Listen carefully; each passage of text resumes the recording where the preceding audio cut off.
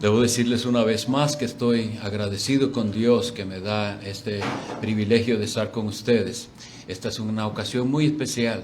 Nosotros estamos primero agradecidos también con nuestros hermanos aquí, pero alabamos a Dios que nos deja ser parte de algo tan hermoso que Él está haciendo en medio de ustedes, hoy siendo una fecha tan especial. Y las cosas que están sucediendo aquí son muy especiales. Son la gracia de Dios que los ha alcanzado a ustedes y les concede unirse como una iglesia del Señor, descrita en la palabra de Dios como columna y baluarte de la verdad. Voy a invitarlos a ir a la Sagrada Escritura.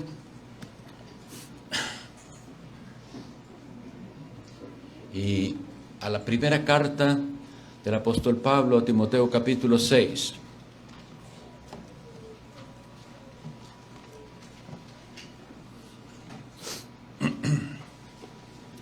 Primera a Timoteo capítulo 6.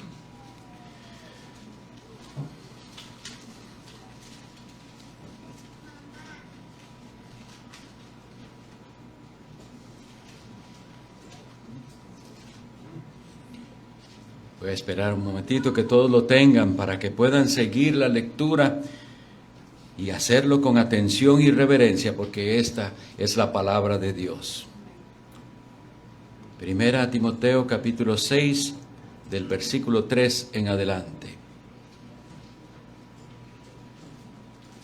Si alguno enseña otra cosa y no se conforma a las sanas palabras de nuestro Señor Jesucristo y a la doctrina que es conforme a la piedad, está envanecido, nada sabe, y delira acerca de cuestiones y contiendas de palabras, de las cuales nacen envidias, pleitos, blasfemias, malas sospechas, disputas necias de hombres corruptos de entendimiento y privados de la verdad, que toman la piedad como fuente de ganancia. Apártate de los tales. Pero gran ganancia es la piedad acompañada de contentamiento, porque nada hemos traído a este mundo, y sin duda nada podremos sacar. Así que teniendo sustento y abrigo, estemos contentos con esto. Porque los que quieren enriquecerse caen en tentación y lazo, y en muchas codicias necias y dañosas, que hunden a los hombres en destrucción y perdición. Porque raíz de todos los males es el amor al dinero, el cual codiciando algunos se extraviaron de la fe y fueron traspasados de muchos dolores. Mas tú, oh hombre de Dios, huye de estas cosas y sigue la justicia, la piedad, la fe, el amor, la paciencia, la mansedumbre. Pelea la buena batalla de la fe.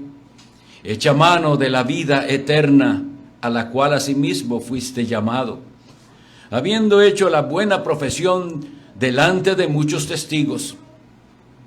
Te mando delante de Dios, que da vida a todas las cosas, y de Jesucristo, que dio testimonio de la buena profesión delante de Poncio Pilato, que guardes el mandamiento sin mácula, ni reprensión, hasta la aparición de nuestro Señor Jesucristo, la cual a su tiempo mostrará el bienaventurado y solo soberano, Rey de reyes y Señor de señores, el único que tiene inmortalidad, que habita en luz inaccesible, a quien ninguno de los hombres ha visto ni puede ver, al cual sea la gloria y el imperio sempiterno.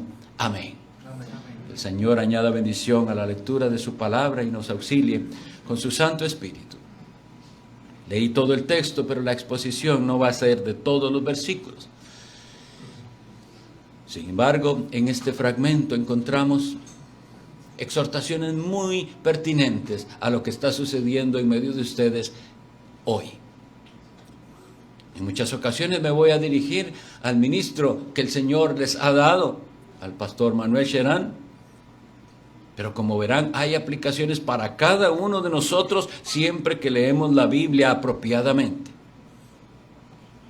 Dios ha levantado un testimonio del Evangelio. En esta lectura que vieron, que si pusieron atención, nos habla de algo que nosotros experimentamos, vemos a diario en nuestra sociedad. El levantamiento de hombres y de organizaciones que han hecho de la religión un negocio, que han manchado el nombre del cristianismo, al punto de que la gente toma eso como excusa y dice, ya no quiero saber más de religión ni de iglesias. Ya los vi, ya sé cómo son. Esa es la triste realidad. Claro, no es excusa. Es la excusa que da el hombre, que siempre quiere una excusa para no buscar a Dios. Como la excusa del ateo, que niega la existencia de Dios porque niega que un día estará frente al que le pedirá cuentas. Esa es la razón del ateísmo, ¿sabían?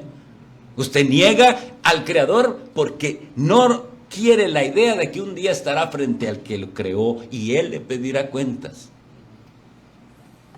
Y así la gente ahora toma. Sin embargo, la Biblia habla muy claramente que tropiezos debe haber, pero que hay de aquel por cual vienen los tropiezos o escándalos. Nosotros tenemos una historia que se repite en todos los lugares. Han hecho de la religión un negocio. Han manchado el nombre santo del Hijo de Dios Jesucristo. Hombres como los que hemos visto aquí descritos. Que no solo son ellos avaros, sino que enseñan la avaricia en sus congregaciones. Instan a las personas a desear más y más y más y nunca se sacian. Y a Dios lo ven como aquel que provee y provee y provee y solo cosas materiales. Pero ¿será que ellos no tienen este libro santo que hemos leído nosotros, donde dice que teniendo sustento y abrigo estemos contentos con eso y agradecidos? El ser humano tiene en el corazón una insatisfacción que no puede ser llenada con nada. Aunque usted tenga, quiere más. Yo estoy seguro que aquí no hay, tal vez sí, pero quiera Dios, que alguien que me pueda decir, ya yo gano suficiente. Y si le viene a proponer un aumento de salario, le diga al jefe, la verdad es que yo con lo que me están pagando es suficiente, délo a alguien más. No, el corazón humano quiere siempre más. Y más, y nunca, usted gana nunca suficiente. Pero aquí dice, según hemos leído, que debemos aprender a tener contentamiento con lo que Dios nos ha dado. Sea mucho, sea poco. Y no quiero que eso se malinterprete con una mediocridad o conformismo. No, es evitar el pecado de la queja. Porque por eso es que están llenas estas iglesias multitudinarias donde les prometen todo ese tipo de bendiciones. Porque la gente quiere ir al lugar donde se le prometen esas cosas materiales. El reino de Cristo es diferente. El reino de Dios no es comida ni bebida, dice el apóstol Pablo. Justicia. Eso es lo que es el reino de Dios. Un reino de justicia. Pero ¿cómo? ¿Cómo vamos a obtener esa justicia? Si a través del pecado somos injustos. Dice la Escritura así. No hay justo ni aún uno. No hay quien busque a Dios. Y ustedes como iglesia del Señor que se constituyen, entienden esto y defienden esto. Pero es necesario repasar estas advertencias. Hay cosas aquí a las que se le manda al hombre de Dios. Inicialmente entendemos que esto es una epístola, una carta que envía el apóstol Pablo a una persona específica, a Timoteo, pastor de una iglesia en Éfeso. Entonces ese es el sentido primario. Pero hoy en día será confirmado delante de ustedes un ministro del Evangelio. Así que es una correcta aplicación decir, es al pastor Manuel Sherán que le dice el Señor, oh hombre de Dios, huye de estas cosas. Y esté alerta, porque usted no es inmune.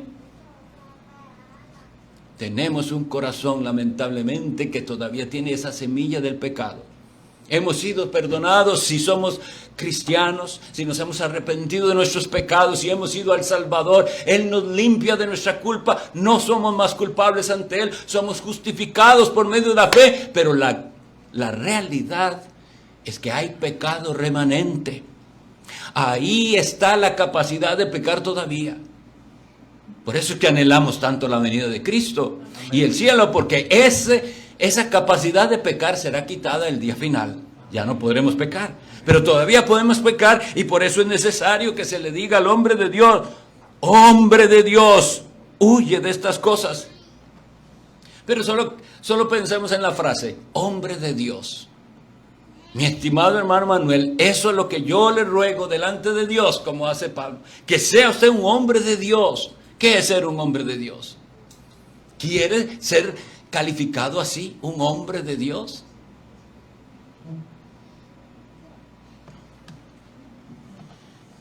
En el mundo en que vivimos, ser un hombre de Dios no es muy popular ni es algo muy deseable. La gente quiere tener títulos y que lo llamen doctor. Y quiere tener éxito en las cosas de esta vida, pero ser un hombre de Dios. Y como les decía, no sería correcto si la aplicación únicamente fuera para el ministro de Dios.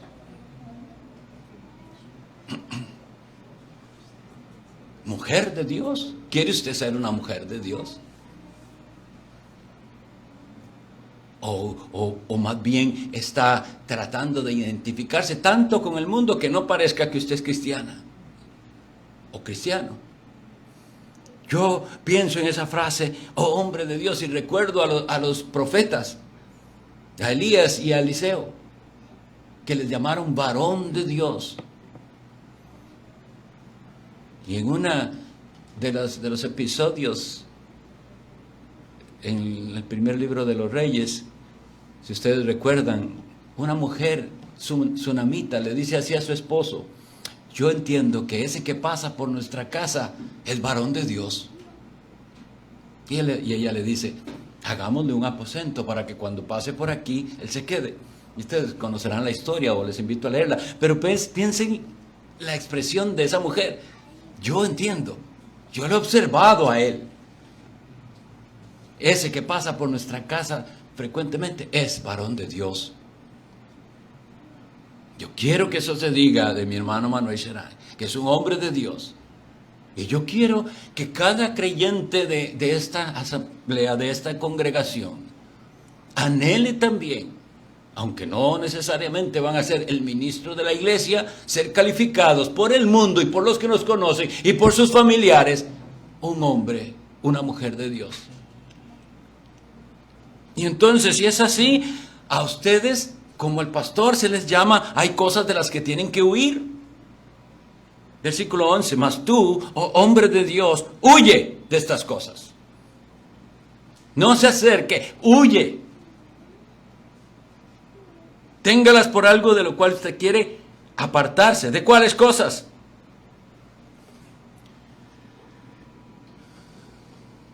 Nosotros habíamos leído en el versículo 3, si alguno enseña otra cosa. ¿Cuántos hay que están enseñando otra cosa? Ya no enseñan la Biblia. Ya los evangélicos, que eran el pueblo del libro se les llamaba. Los que andan con ese libro y todo es Biblia. Ya no, porque ahora las reuniones evangélicas son un puro entretenimiento y la palabra de Dios. Y aquí dice, huye de esos que enseñan otra cosa. ¿Qué es enseñar otra cosa? Y aquí lo define. Y no se conforma a las sanas palabras de nuestro Señor Jesucristo. Esa palabra conformarse significa amoldarse. Nosotros tenemos que amoldar nuestra vida a la doctrina apostólica. Esas son las sanas palabras de nuestro Señor Jesucristo. Lo que se ha hecho y por lo que se ha corrompido el cristianismo es por hacer esto, acomodar el cristianismo al molde del mundo. Hay un molde correcto que es el de la Biblia. Por eso es que tenemos que centrar nuestra vida en la palabra de Dios, en estudiarla. ¿Cuál es el molde bíblico? ¿Cómo era aquella iglesia de los Hechos? Y tenemos que reconocer, estamos lejos de ser como era la iglesia primitiva, pero queremos serlo. Por eso es que utilizamos ese calificativo reformada. Los que vuelven a la forma original. Cuando uso esa expresión me gusta ilustrarlo de la siguiente manera. En una ocasión, hace muchos años, en la escuela de mi niña me pidieron que explicara a los niños con respecto a la reforma protestante. Y eran niños de 7 años o así, 7, 8 años tal vez. Entonces, la manera en que les expliqué esto de la reforma fue dándoles unos moldes y este material que allá le decimos plasticina, no sé aquí cómo le digan, pero esa es como una masa de colores que los niños usan y ponen ahí y sacan una forma, según el molde que tengan, un elefante, un carro, un gato, lo que sea. Y cada niño hizo sus formas. Pero después yo les dije, ahora manipulen un poco, estén un rato manipulando y verán que aquello pierde su forma. Y por más que usted intente, no va a poder hacerlo como era. ¿Qué necesita para que vuelva a su forma? Si era un caballo, la forma que usted tomó del molde, la única manera es tome otra vez eso y póngalo en el molde y verá que vuelve a tomar la forma. De eso se trata la reforma, de volver al modelo, al molde de Dios, a la forma original del cristianismo, pero todavía no hemos llegado. Por eso en las iglesias reformadas solemos usar también el lema semper reformanda, secundum verbum Dei, que en latín lo que significa es siempre reformándose de acuerdo a la palabra de Dios. Es decir, si el ministerio de la predicación en esta iglesia se basa en ir a la Biblia con toda sinceridad y ver qué nos dice Dios, entonces decirle cuáles son esas sanas palabras, queremos conformarnos a ellas. Sea usted, si usted es miembro de esta iglesia, uno de los que dicen, vamos a aplicar lo que se nos enseña. Mientras sea bíblico, vamos a aplicarlo. No tengamos la actitud de que hay cosas que aplicaremos y cosas que no aplicaremos. Si es bíblico, tenemos que aplicarlo. Y esto implica un gran compromiso porque la exposición fiel de la palabra de Dios va a afectar la forma en que usted vive en todas sus áreas. La clase de esposo que usted es, y de padre, y de trabajador, y de vecino, y de ama de casa, y de madre, y de hija, y de suegra, todo. Hay que conformarse a las sanas palabras. Por eso es que es más fácil las religiones del legalismo o del sancionalismo. Lo que hace falta es ir, cantar un rato, brincar y eso es suficiente. U otros ajustarse a una serie de reglas. Esto es lo que no se puede hacer y esto es lo que sí se puede hacer y ya. La gente quiere una religión así, una religión acomodada. Pero la nuestra, que es la de Cristo, se trata de amoldarse, conformarse a las palabras de Cristo, la doctrina apostólica. Y luego le da una característica más, que esa doctrina, dice el versículo 3, es conforme a la piedad. Otro elemento que yo veo que solo si usted tiene el Espíritu Santo y es regenerado, aprecia ese elemento, conforme a la piedad. Le pregunto, ¿quiere usted ser piadoso? ¿Quiere que se diga eso de usted? Bueno, no, la gente no quiere que hablar de santidad. Es un tema del cual no quieren hablar. No quieren que los identifiquen como gente apartada del mundo y del pecado. ¿Por qué? No quieren que los llamen fanáticos ni extremistas. Esa es la opinión del mundo de alguien que quiere vivir conforme a la piedad. Y que tiene convicciones y que va a decir, en eso yo no participo, ahí yo no voy, eso yo no lo hago. Pero no es como piensa el mundo, es que en la religión no se lo permite. En esa iglesia no lo dejan. No, es que yo quiero conformar mi vida a las sanas palabras de nuestro Señor Jesucristo y a la doctrina que es conforme a la piedad. ¿Quiere usted? Pero entonces, eso va a tener implicaciones. Ahora, estamos viendo de las cosas que hay que huir. Y de las cosas que hay que huir es eso, de los que enseñan otra doctrina, que no se conforman a las sanas palabras. Y luego dice, Otra de las cosas que hay que huir es envanecerse. Vean el siguiente, versículo 4. Se envanecen, huye de estas cosas. Y es necesario que lo tengamos porque nuestro corazón es tal que en cuanto nosotros damos un pasito hacia arriba, ya nuestro orgullo comienza a surgir ahí. Ahora ustedes tienen la palabra de Dios, han adoptado una confesión de fe histórica que les protege de herejías.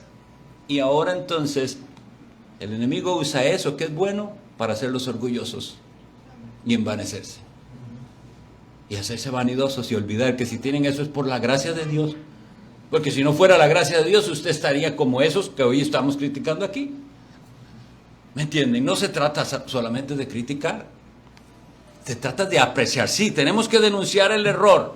Pero nosotros tenemos que hacerlo de tal manera, sin envanecimiento, reconociendo que hoy nosotros no abrazamos el error por la gracia de Dios que nos iluminó. Si no estaríamos tan a oscuras y tan en tinieblas como esos a los que criticamos.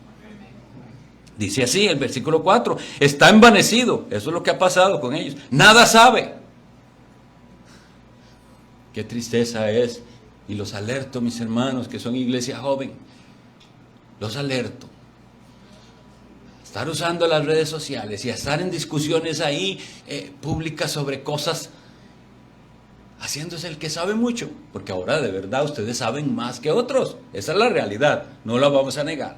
Gracias al Señor sabemos más ahora. Hemos ido y hemos indagado y vamos a la teología y a la historia y todo, pero en el momento en que usted crea que ya sabe, está el problema. Primero los Corintios 8:2 lo dice muy, muy claro el apóstol a ellos, les dice... Pero si vamos a ver. Sí, y si alguno se imagina que sabe algo, es la manera de decirlo, se imagina, aún no sabe nada como debe saberlo. Entonces, el consejo bíblico es mantengámonos humildes. Pidamos al Señor esa gracia de mantenerse humildes, no envanecerse. Porque el que cree que ya sabe mucho y se cree teólogo, no sabe nada como debería saberlo. Y comienza a delirar sobre cuestiones de palabras, dice aquí. Mis hermanos, seamos muy cuidadosos. Sean muy cuidadosos con los llamados ahora debates de apologética. Se vuelven un show, a ver quién gana la discusión. Y entonces ponen a un predicador a favor de esto y otro predicador en contra de esto. Y la gente parece que encontró en eso otro entretenimiento más. Ver un debate apologético. Que el Señor nos libre de eso. A veces deliran, ¿no? Conozca la palabra, conozca el Evangelio, dedíquese a predicar el Evangelio. Esta misma palabra cambiará el corazón de aquellos que usted quiere alcanzar. Porque en cuanto a esto de la apologética debemos saber esto. Nunca usted va a contestar todos los argumentos. Usted le puede decir a ese que está contrario a la fe, que le diga las 10 mejores preguntas y se las contesta a usted, y él sale con la número 11, porque el problema no está ahí, está en su corazón. Usted le puede contestar todo y él no va a creer, no quiere creer. Entonces, seamos sabios en eso. Sí tenemos que estar preparados en la palabra para saber dar una defensa de nuestra fe, cuando así sea realmente necesario. De las otras cosas que dice aquí, que huye es de los que tienen, dice, toman la piedad como fuente de ganancia. Lo vemos alrededor, no creamos que no nos puede pasar a nosotros. Que el Señor nos libre, pero lo tenemos que denunciar y nosotros nunca participar en algo así. Porque han hecho, insisto, han hecho de la religión un espantoso negocio. O de la música, como les decía anteriormente, ¿verdad? La ganancia tiene que ser en piedad y en contentamiento. Mi gran anhelo, mis estimados, si el Señor me concede algún día volver a verlos, en meses, en años, o no sé si algún día, solo lo pongo como suposición, que cuando yo venga vea una iglesia más piadosa de la que vi, más respetuosa del Señor, con un culto cada vez más regulado según la palabra de Dios, un culto ferviente. Todos esos elementos que vimos practicados, eso es ganancia. Y con gozo verdadero, porque el cristiano debe vivir gozoso. El mundo nos quiere hacer pensar que para poder estar gozosos tenemos que enriquecernos. Y como les digo, hay una trampa en ese querer enriquecerse, no se sacia nunca. Ahora, siendo conscientes de esto, de que nosotros, una de las trampas mayores del diablo va a ser el materialismo, y lo ha sido hasta el momento. La gente piensa en la mundanalidad solo en ciertos vicios, escándalos, emborracharse y ir a fiestas, pero una de las marcas más mundanas que prevalecen en las personas es su materialismo. Ese afán por las cosas de esta vida, en lugar de tener afán por lo espiritual primero. Vean que nosotros tenemos un terrible ejemplo en la Sagrada Escritura, Esaú. Por una sopa de lentejas vendió su primogenitura. Y la Biblia le llama profano. ¿Por qué? Porque él mostró ahí dónde está su corazón y qué es más importante para él. Las palabras de Esaú, se las recuerdo, que lo lean en Génesis. Cuando él llega con hambre y está su hermano y le dice, y el hermano, que era un astuto y tramposo, le dice, véndeme la primogenitura. Pero Esaú responde de una manera terrible, de la cual muchos están respondiendo hoy en día. ¿Para qué quiero la primogenitura? Yo me voy a morir. Déjeme esa sopa. Yo quiero comer y quiero comer ya. Pero si él hubiera tenido las prioridades correctas, él hubiera dicho, vea, me prefiero morir de hambre porque para mí la primogenitura es intocable, es lo más grandioso que me dio Dios a mí. No, para él lo espiritual no era tan importante, la comida es más importante. Entonces pasemos eso a la manera en que la gente desprecia las cosas del Señor y la iglesia, pero sí el mundo y las cosas de esta vida. Ahora que dijimos brevemente cosas de las cuales tiene que huir el ministro de Dios, el hombre de Dios y también la iglesia de Dios, vamos a ver algunas cosas que la Biblia sí nos dice ahora que hay que seguir. Mas tú, oh hombre de Dios, habiendo huido de esas cosas, sigue esto. Versículo 11, sigue la justicia, la piedad, la fe, el amor, la paciencia, la mansedumbre. Y le llama a pelear la buena batalla. Pero entonces veamos un poquito de esas características que hay que seguir. La palabra seguir en el griego nos da una idea no solo de ir detrás de algo, sino de ir intensamente detrás de algo. Tanto que era una palabra que se usaba para perseguir una presa. El cazador va detrás de la liebre, de lo que sea que esté cazando, va tras ello. Así es como nosotros debemos ir, intensamente buscando estas cosas, persiguiéndolas. La justicia. La justicia. El evangelio de la gracia ha sido tergiversado, corrompido en muchos lados donde hablan de que somos salvos por gracia y eso es todo. Usted aceptó a Cristo, ya es salvo, no hay nada más que hacer. Usted puede vivir como el mundo, lo que sea, pero ya usted es salvo porque aceptó a Cristo. Y aquí nos dice que nosotros somos seguidores de la justicia. Nosotros somos el verdadero creyente, el que se ha arrepentido de sus pecados, el que ha confiado solamente en Jesús y el sacrificio de Jesús. Está vestido de la justicia de Cristo. La justificación es un acto, una vez para siempre, que hace Dios, en el cual lo considera justo, vestido con la justicia de Cristo. Y sin embargo, estamos llamados a vivir de una manera justa. A eso le llamaríamos la justicia práctica. Una es la justicia imputada que tiene el creyente, ya soy considerado justo. Pero la otra es, la evidencia está en que vive de una manera justa, practicando la justicia.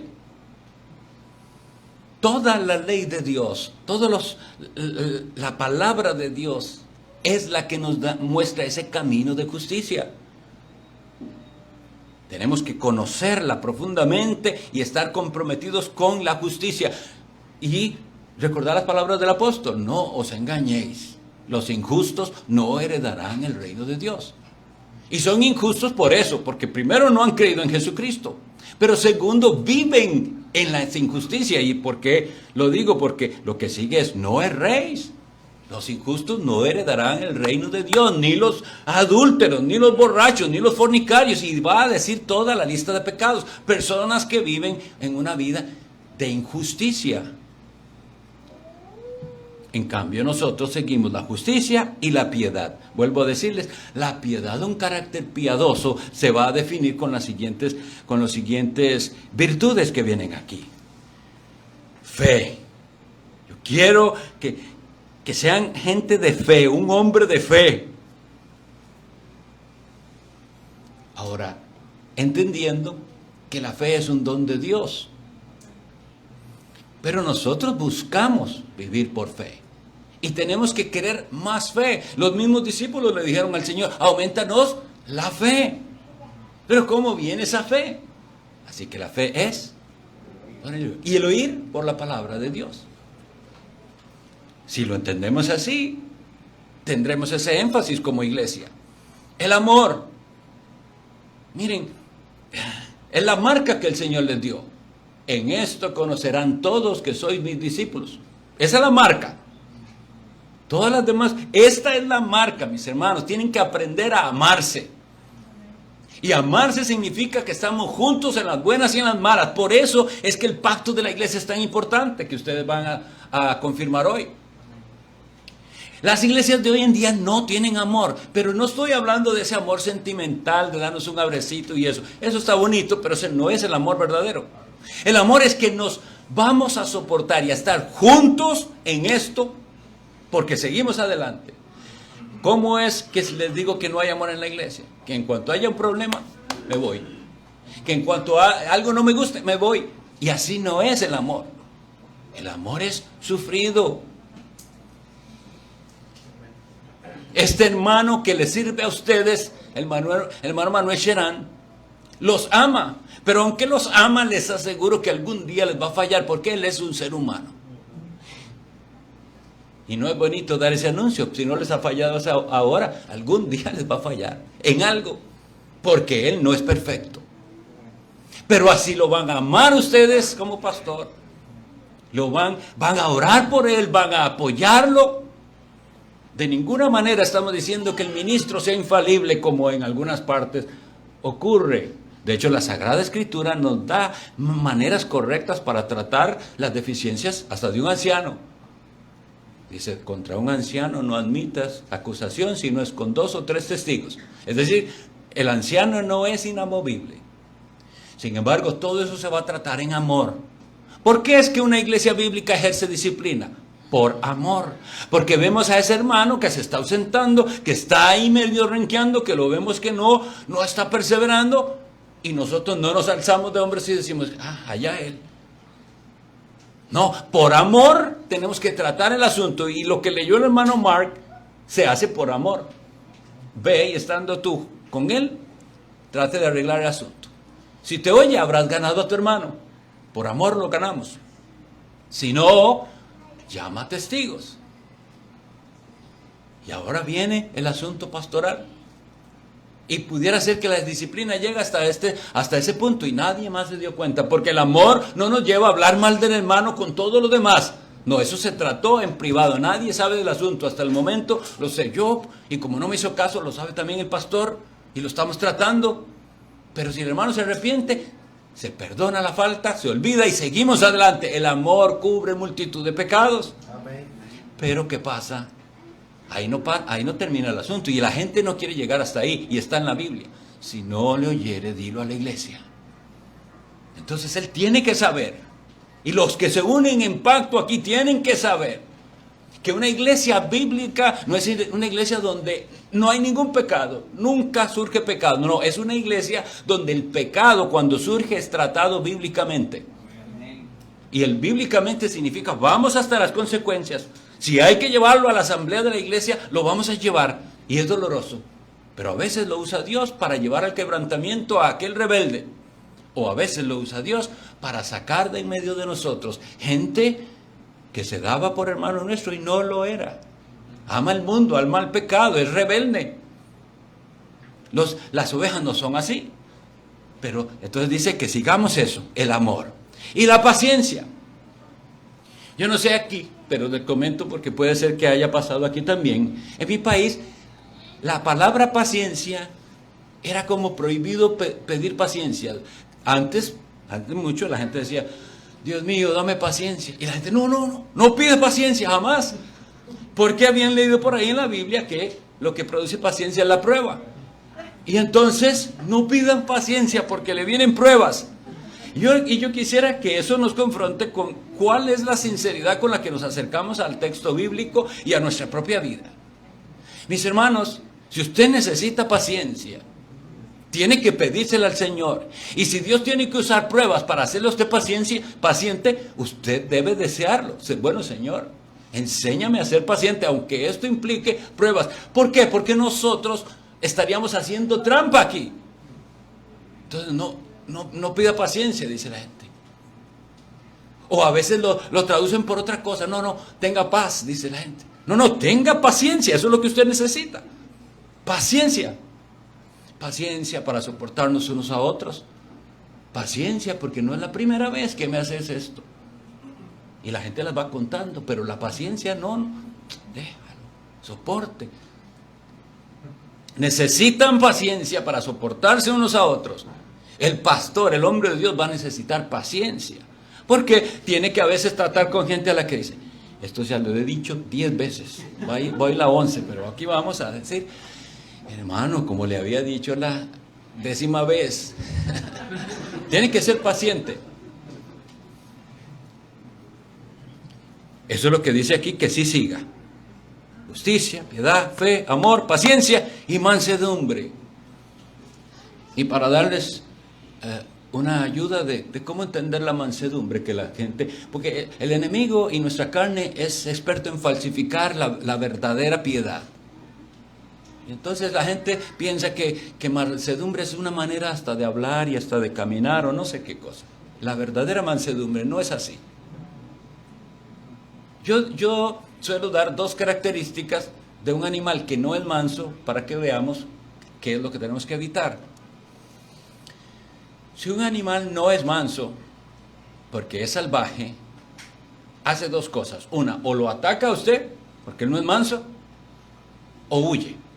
Cuando el animal es manso, usted se acerca y el animal viene, no tiene miedo de que usted lo toque, ni lo ataca a usted.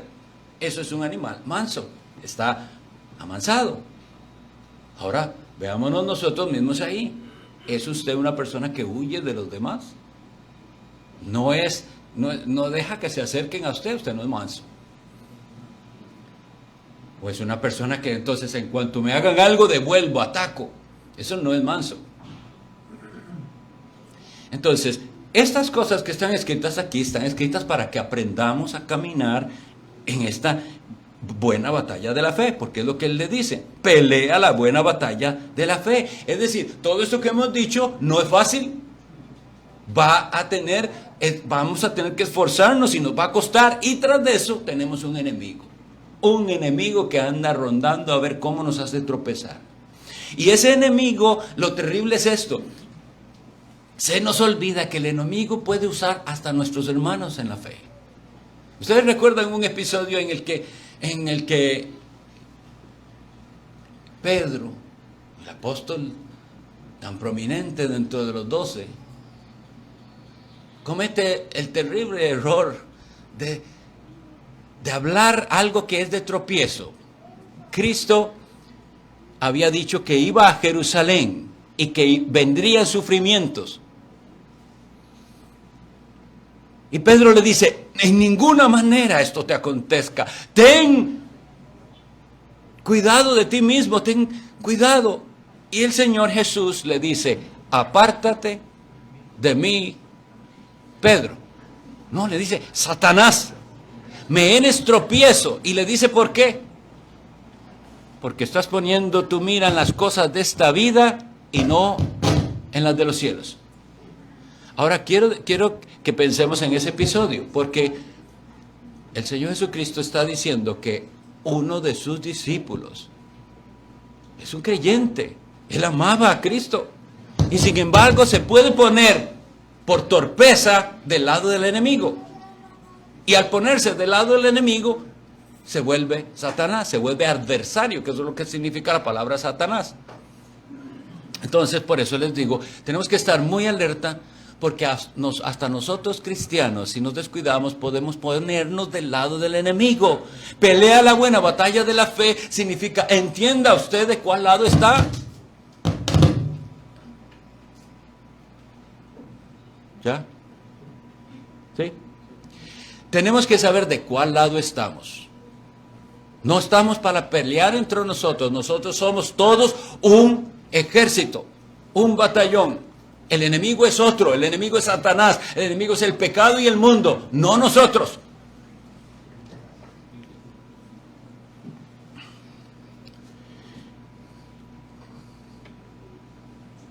Te mando. Yo no tengo la autoridad de decírselo, Pastor Sheran, pero tómelo de Dios, que escribió esto en su palabra. Te mando delante de Dios, que da vida a todas las cosas, y de Jesucristo.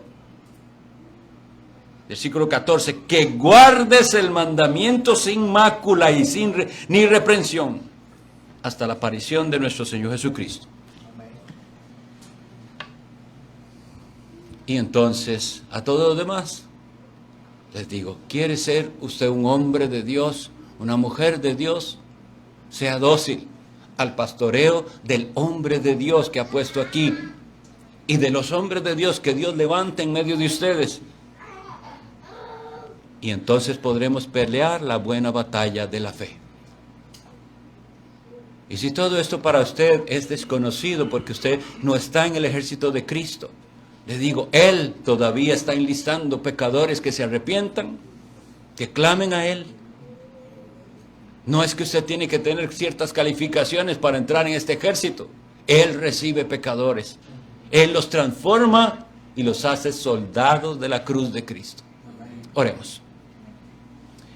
Dios Padre bueno, clamamos a ti suplicando que tu Espíritu Santo use esta palabra que hemos leído y en la cual hemos meditado para transformar nuestras vidas.